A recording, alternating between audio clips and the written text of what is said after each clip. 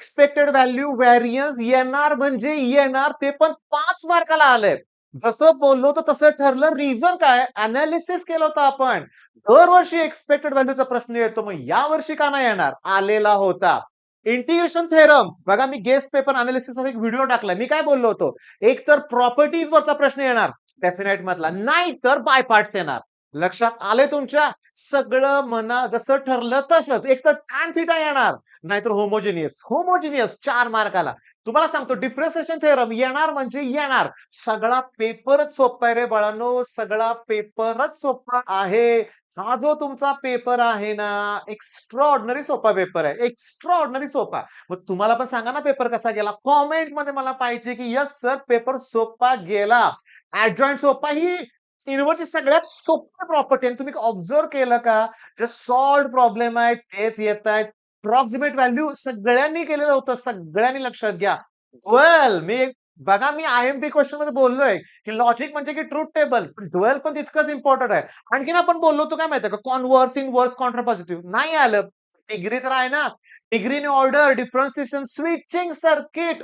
सोपं. इथं बहुतेक प्रोजेक्शन रूल आहे का बघा चेक करा. मी तुम्हाला सांगतो सम ऑफ द स्लोप आपण घेतलेलं न्यूमेरिकल आहे. पण मी आता एवढा खुश आहे.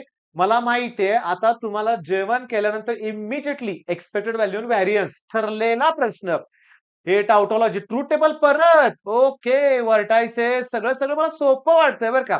तुम्हाला पेपर पण सोपाच गेला असणार. हे एल-एम-व्ही-टी किंवा रोज थेरम हे बी तितकं सोपं आहे. हे पण तितकंच सोपं आहे. बर आता थांबा. मी सांगतो काय ते बघा. 21 तारीख. आता जेवण करायचंय, रेस्ट घ्यायचंय, झोपायचंय आरामात. 5, 5:30 पर्यंत झोप घ्या. पण 6 ला उठून सी-एस, आय-टी, जिओग्राफी सुरू करायचंय आणि 24 तारखेपासून माझ्याबरोबर तुम्ही रँकर्स कोर्समध्ये अभ्यास करणार आहे. मी सीईटीला पण लेक्चर देणार आहे. हो, मी YouTubeवर पण लेक्चर देणार आहे बरं का.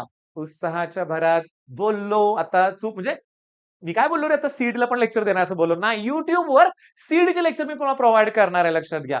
सगळ्यात महत्त्वाचं या रँकर्स कोर्समध्ये ही टेस्ट सीरीज पण अवेलेबल आहे. फिजिक्स, केमिस्ट्री आता आपल्याकडे बायो नाहीये. पण हो थांबा बायोचा विषय निघालाय म्हणून सांगतो. कोविड पासून मी दिगंबर माळी सर तुम्हाला माहिती आहेत. ओके.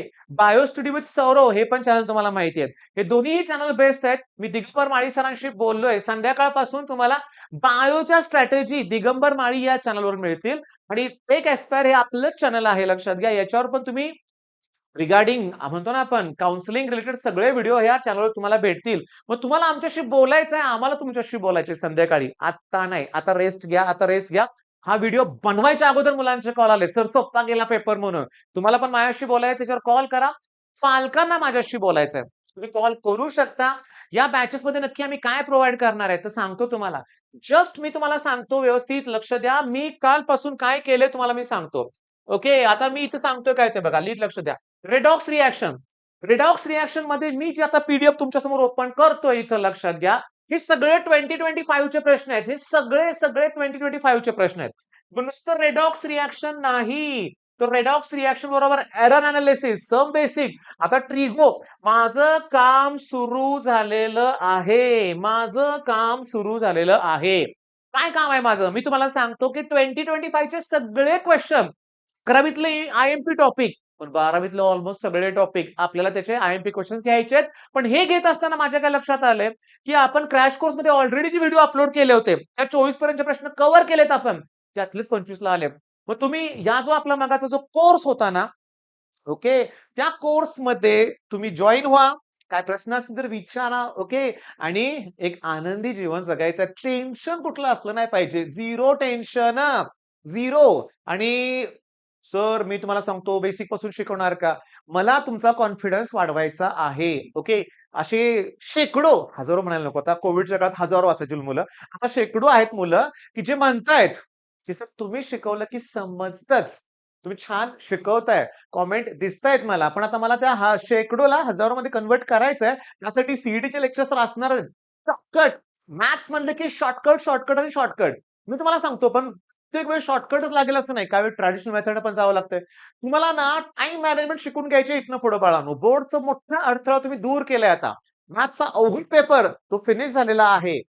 मॅथ्सला, केमिस्ट्रीला तुम्ही बघितलंय. जसं प्लॅन केलंय तसं. आता मी केमिस्ट्रीचा तुम्हाला प्लॅन सांगतो. आतापर्यंत कुठलाही सीईटीचा पेपर काढा, फर्स्ट लॉ ऑफ थर्मोडायनामिक्स प्रश्न आहे म्हणजे आहे आणि तुम्हाला पण येणारच. रेडॉक्स रिएक्शन एक क्वेश्चन फिक्स आहे, सोप्यातला सोपा. एरर अनालिसिस, पर्सेंटेज एरर दुसरं काय नाही, सोपंच येणार आहे. मग मॅथ्समध्ये पुस्तकातलेच 80% प्रश्न येणार आहेत. मग मॅथ्स फिक्स आहे, केमिस्ट्री फिक्स आहे. पाहिजे काय? काय पाहिजे तुम्हाला सांगा बघू? सगळं फिक्स आहे. फक्त टाईम मॅनेजमेंट जमली पाहिजे. डोकं शांत ठेवता आलं पाहिजे. पॅनिक मोडमध्ये जायचं नाही. आणि प्रत्येक वेळेस मी आहे ना तुमच्यासाठी. बरं, अक्षय नावाचा आपला एक चांगला स्टुडंट आहे. सगळे चांगले आहेत. पण अक्षयनं मराठीतून फार मोठी कॉमेंट केली होती बायोसाठी. तर अक्षय दिगंबर माळी सरांचं चॅनल बिनधास्त फॉलो करा. टेक एस्पायर मगाशी नंबर दिला होता. त्या चॅनलवर सुद्धा बायोचा एक सरांना व्हिडिओ मी अपलोड करायला सांगतो, कारण सरांचा बायो खूप छान आहे. मुद्दा असा आहे, पॅनिकमध्ये राहू नका बरं का. आणि आता 21 तारीख ते 24 तारीख 21 तारीख ते 24 तारीख तुम्हाला सीएस, आयटी, जिओग्राफी जे तुमचे सब्जेक्ट आहेत ते फिनिश करायचे बाळांनो. हे मोमेंटम मिळालं तुम्हाला. ब्रेक घेऊ नका. नाहीतर मी तुम्हाला सांगतो, बोललोय मी लगेच 2 दिवसासाठी गावाला जाऊन येतो, 2 दिवसासाठी रेस्ट घेतो, 2 दिवस सुट्टी घेतो. हे तुमची सुट्टी व्हायच्या अगोदर काल रात्री मी तेवढं ते तयार केलं, स्लाईड सगळ्या सोडवलेत प्रश्न ते. आणि 24 तारखेपर्यंत मला 10-12 टॉपिक तयार करायचेत. आणि तयार करताना काय आनंद आहे, काय आनंद आहे. कारण सगळं जे घेतलं होतं तेच 25-25 ला आलंय, तेच 26 ला येणार आहे. मग चांगला स्कोर करायचा आहे. ड्रीम आपलं फार मोठं आहे. मी तुम्हाला सांगतो. एक रिक्वेस्ट आहे तुम्हाला, की याच्या अगोदर मी एक व्हिडिओ अपलोड केलाय. 11वीतून 12वी झालेल्या मुलांसाठी. प्लीज तुमचे जेवढे कॉन्टॅक्ट असतील, जेवढे ग्रुप असतील, तिथे तो व्हिडिओ शेअर करा तुमच्या ज्युनियर्स बरोबर. तुमच्या झालेल्या चुका मी त्या मुलांना सांगितलेत. कुठं आपण कमी पडलो माहितीये का? Physics numerical. कुठे कमी पडलो? ऑर्गॅनिकमध्ये.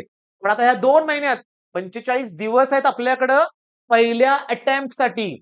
दुसऱ्या अटेम्प्टसाठी पुन्हा मध्ये 25 ते 30 दिवस मिळणार आहेत. एक्स्ट्राऑर्डिनरी रिझल्ट असणार आहे आपला, एक्स्ट्राऑर्डिनरी. मी तुम्हाला सांगतो की माझ्या ऑफलाईनमध्ये 75च्या आसपास अशी मुलं आहेत, की जे मॅथ्समध्ये 99 प्लस पर्सेंटाइल मिळवतील आणि ओव्हरऑल सुद्धा पर्सेंटाइल चांगलेच असणार आहे. खूप छान असा तुमचा रिझल्ट दिसतोय बरं का मुलांनो आणि मी खुश आहे, खुश आहे, खुश आहे. पेपर हातात घेतल्यावर पहिल्यांदा बघितलं मी एक्स्पेक्टेड व्हॅल्यू आले का? जेव्हा दिसला प्रश्न आनंद झाला. पुन्हा सेक्शन सी मध्ये अजून 3 मार्काचा प्रश्न दिसला, अजून आनंद झाला. 5 मार्काला एक्स्पेक्टेड व्हॅल्यू इन व्हेरियन्स ठरल्याप्रमाणे. आणि काय आहे माहितीये का, तुम्ही आता बघितलंय बाकीचे टॉपिक पण सोपे होते. काही ठिकाणी आपला अभ्यास कमी पडला. तो वाढवूया ना अभ्यास आपण आता. मग 24 तारखेपासून 24, 25, 26, 27, 28 मग 24 तारखेला सकाळी काय होणार आहे तुम्हाला शेड्यूल दिलं जाईल, की या 5 दिवसात काय फिनिश करायचंय आपल्याला. With test. त्याच्यानंतर मात्र मार्च महिन्यामध्ये जसा पहिला रविवार येईल जो मार्च मधला बघू आपण कुठला दिवस येतो तो, त्यावेळेस फुल लेंथ टेस्ट पासून सुरुवात करायची. पहिलीच फुल लेंथ टेस्ट. बोर्डचा अभ्यास झालाय आपला. त्या कॉन्फिडन्सवर किती मार्क पडतात बघूया ना आपण सीईटीच्या परीक्षेमध्ये.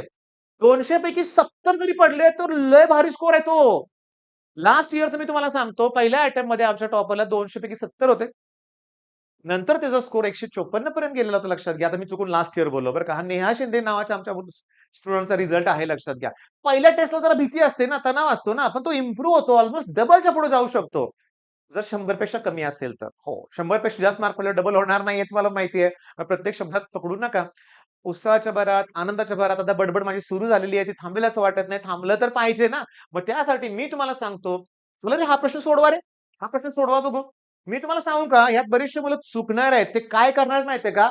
मला सांगा, तो SO3 म्हणजे काय? काहींना सल्फाईट वाटेल. सल्फाईट वाटेल. सल्फर ट्रायऑक्साइड आहे. म्हणजे तुम्हाला सांगतो H2SO4 जर म्हणलं आपण H2SO4 तर H2SO4 मध्ये SO4 मायनस हा आयन असतो. सल्फ्युरिक ॲसिडमध्ये. पण सल्फ्युरस असेल तर H2CO3 असतं. H2SO3 असतं लक्षात घ्या. त्या केसमध्ये याच्यावर 2 मायनस असा चार्ज असतो. पण नुसतं जर SO3 दिलं तर सल्फरचा ऑक्सिडेशन नंबर X, ऑक्सिजनचा -2 असतो आणि टोटल चार्ज इथं काही दिलाच नाही. स्वतःहून -2 घेऊ नका. तो 0 आहे. मग +6 आन्सर आहे. +6 मुलं करतात +4. मग असे प्रश्न सगळे घेणार आहे आपण. पी-वाय-क्यू सगळे घेणार आहेत. इम्पोर्टंट टॉपिकचे 11चे सगळे. ऑप्टिक्स सारखा टॉपिक घेणार का? घेणार. त्याचे लेटेस्ट पी-वाय-क्यू आपण घ्यायचेत लक्षात घ्या. बरं. मग आता तुम्ही केलं का कॉमेंट? व्हिडिओ पॉज करा आणि तुम्ही मला पहिल्यांदा सांगा कॉमेंट करून, की पेपर कसा गेल. ओके. आणि नक्की तुमचे पुढचे प्लॅन सांगा आणि रँकर्स कोर्स जॉइन नक्की करा. All the best.